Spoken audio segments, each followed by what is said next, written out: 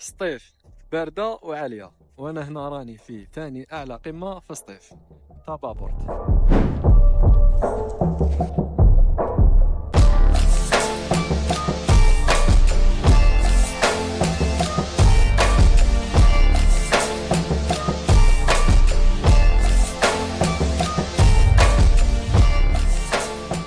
البداية كانت بجولة من الإيكولوجي تاع عمي محمود في اغمونت الواد البارد، هنا وين تقدروا ديروا عنده بيفواك في قلب الحظيرة الوطنية لجبال بابور، وتجيو اون جروب اون فامي ولا حتى وحدكم، سي جوست تعيطوا له في لو نيميرو تيليفون وتتفاهموا معاه.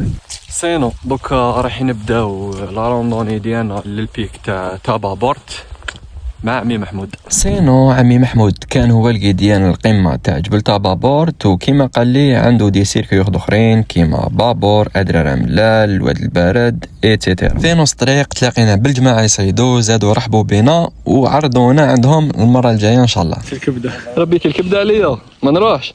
وصلنا للغابة وين صادفنا أنواع من الأشجار كيما لي سابان نوميدي اللي يقولوا بلي كاين غير في جبال بابور. من وصلنا للبيك قابلنا طابلو بزاف شباب، البراج تاع إيراقن بولاية جيجل، الخليج تاع بجاية، البحر ولي باتو يما قراية. ما كاينش تعبر، ما تقدرش تعبر.